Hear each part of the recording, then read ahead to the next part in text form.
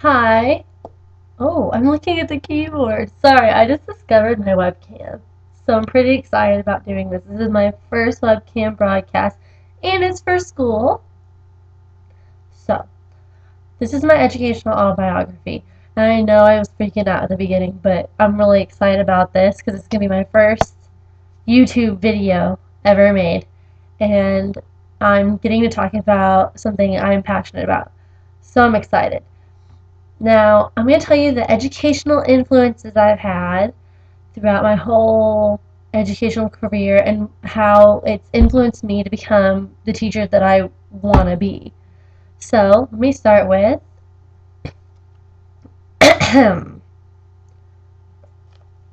hopefully you guys can see that. The woman who saved me during my first semester. And that woman is Mrs. Honus Krepsaw.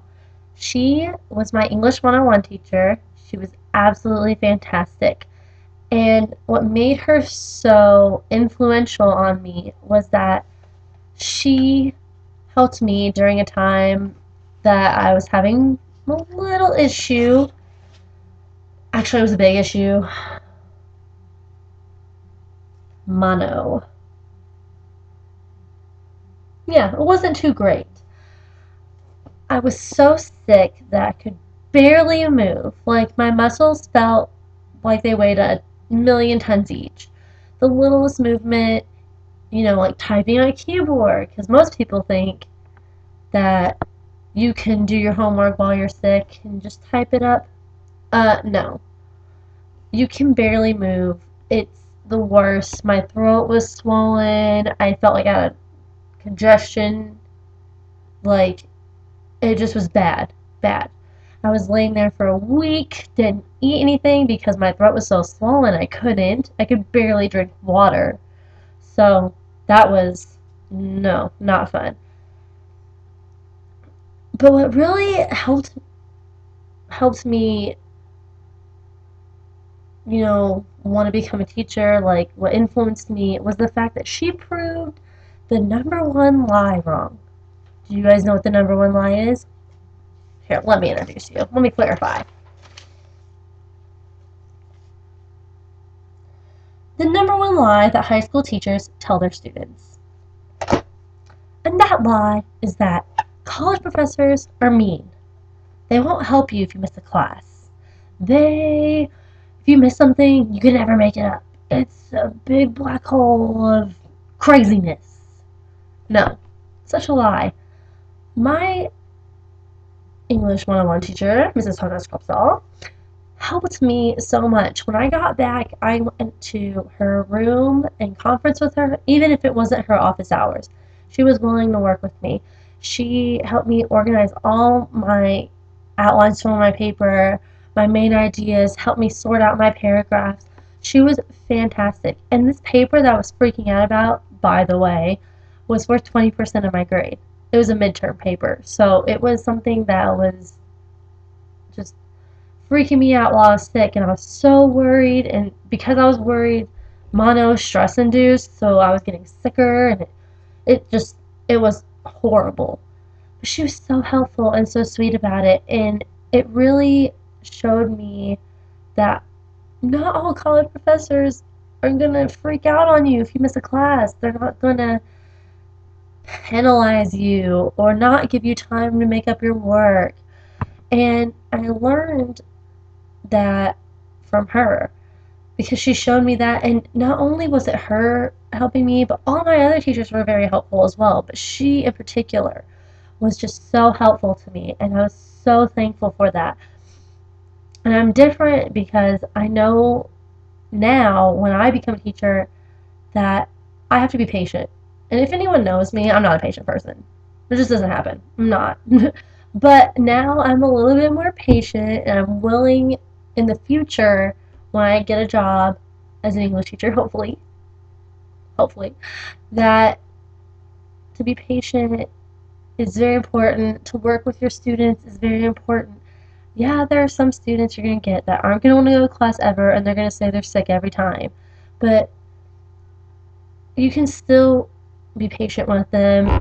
It's going to be hard. I'm already learning that in my observation class from some of the students, but I really, really feel that patience and tolerance is something that's very, very, very important when becoming a teacher. And I will continue to do that no matter what. Be patient. So I'm really excited. And I always talk to Miss Jonas Krepsall all the time. I'm still in contact with her. She's one of the best people to get to know. So if you don't know her, you should get on that. Just saying. Next, influence. This one's not such a happy story. Oh, sorry. Like I said, new webcam. The woman who almost made me change my major. She was that scary. No, really, she was. I even have a self-made portrait of her. Oh, you'll love it, I promise. Grrr. Grrr. She was so frustrating, and her name is Mrs. Risa Ock. It looks like okay when you write it, but that's not how you say it. It's Ock. And I know this because she told us the many stories of her famous divorce. Whatever. No, but she just wasn't a nice person.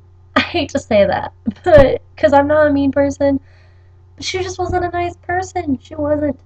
She made everyone feel stupid. She always says how collegiate she was and how everyone needs to talk like her and be like her. And she made comments that I felt personally were racist, sexist towards women, which was weird because she told us she was a feminist, which I don't think she should have shared that with the class, but it's beside the point. And just, she always made you feel really stupid for asking a question. Teachers always say that there's no such thing as a stupid question. Now, I don't believe that personally. There are stupid questions, but if you don't understand something, teachers are expected to help you with that. And she was just not willing to do it. And if she tried to explain it to you and you still didn't get it, she wasn't willing to work with you. And that's super, super lame. We'll just put it like that. It was lame. And she just wasn't a very nice person, and I'm really glad that I don't have to see her ever again, if possible. That'd be lovely. She physically threatened me, too, and another student, both of us, because we were supposedly talking all the time. I don't talk during class most of the time. I was scared to talk in her class, so believe me, I was not talking in class. I'm sorry, I just got my hair cut. But that's beside the point. She was, like I said, scary. She was scary. And I didn't want to talk in her class. And she told me and another student, you guys talk all the time, and it makes me want to hurt you. Who says that? Who says that to students? Who? Nobody. Nobody says that to students. Because it's wrong. Hello? Come on now. So I told Dean Aukus about it, and I'm pretty sure this is what happened. Don't quote me, but I'm pretty sure she was. Oops. Yeah, I'm pretty sure. Not 100%. Don't get me wrong. I don't think she works at University of Evansville or University of Southern Indiana anymore. But still, she shouldn't be allowed to teach. Just she shouldn't. And one thing I do want to say to her, though, is thank you. Why? Because you taught me not to be like that. What not to do. You taught me what not to do. Like, I could really make a list. A long list of things not to do as a teacher. Don't make your students feel stupid. Be willing to work with them. Be patient. Be tolerant. Don't say racist comments. I'm not going to share the racist comments, but just trust me. Don't have an unorganized grading system. I'm pretty sure the whole time she didn't know what her grading scale was. She'll tell you she did. She will. She'll tell you. She didn't. I promise you. The whole class can vouch that I was in can vouch for me on this. We had no idea what our grade was. The whole semester. No idea. We all thought we were failing. Some people did fail. Some people didn't. Miraculously, I somehow got a B+. I don't know how it happened. I really don't. In all honesty. because some of the grades I got on my papers were not so fantastic, and they made me go home and cry and watch the Food Network with a cup of Ben& Jerry's. Like, it was that bad. It was just it was a bad experience. But I learned to be patient, like I said before, as I learned from Mrs. Huno's prep talk. I also learned it from her, but in a different way. Don't say things to make people feel stupid. It's rude. It is. And I'm a different person because now I feel actually that she made me a nicer person. I don't know if that makes any sense because I feel like I'm pretty nice in the first place, but I don't say things to offend people on purpose, at least. I mean, sometimes it happens and I apologize. At least I apologize, all right? But I also know that in the future, I will not do those things. Say mean things. Make my students feel dumb. They're there to learn, so they're not going to know everything that I already know.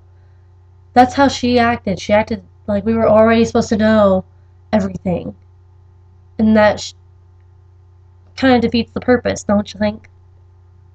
Because you're there to learn, so how are you supposed to know everything? It just didn't make sense to me. Whole class didn't make sense to me. But I didn't realize that these influences were a good thing at first. Like, when they were happening, oh, I thought this one was negative. I'm going to change my major. If this is what being a teacher is being about, I don't want to be a teacher. But now I do want to be a teacher because it made me, they're now a positive influence. Kind of. Kind of. A little bit. A little bit. But because she made me feel dumb, but now I know not to do that. So it turned out to be kind of a positive. Kind of.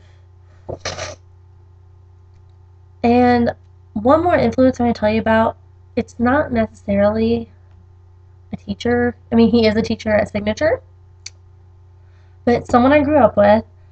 He is 10 years older than me, but he was always like my older brother, and he was one of my youth sponsors in my youth group at my church, First Christian Church. It's downtown, Second and Walnut. You should check it out.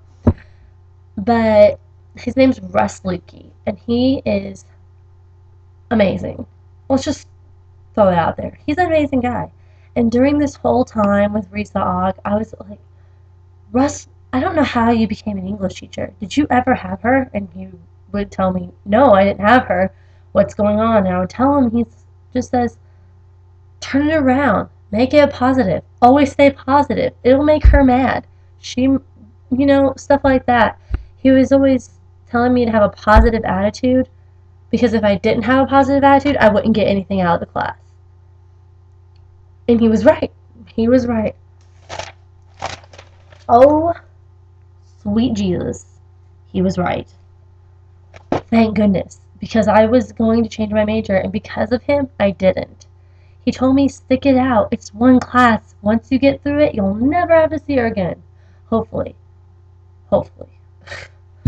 So, and now I know no matter how bad it gets in my classroom in the future, when students are acting up and being all crazy and whatever, and I feel like it's out of my control, just to stick it out and be there for them, no matter how they are. They're probably trying to reach out to you in a way, so be there for them. And that's really all I have to tell you guys. I mean, I don't really know where else to go with it. I can make up some elaborate story, but I'm not going to, because this is legit. For real, right now. I know that wasn't proper English. Mrs. Moore can get on to me about it later. But this is how I wanted to present this to you guys, because this is how I would tell someone about it. So, thanks for watching, and I appreciate it. I'm trying to work out this webcam thing. This is really hard. For those of you who could do it, bravo. But thank you for watching. It's going to be on YouTube, which is where I'm going to show you guys. You'll see. It's going to be on YouTube. I also might post it on Facebook. Who knows? But enjoy, and thank you for watching, and congratulations to everyone. Our autobiographies are done. Unless you didn't do it, then shame on you.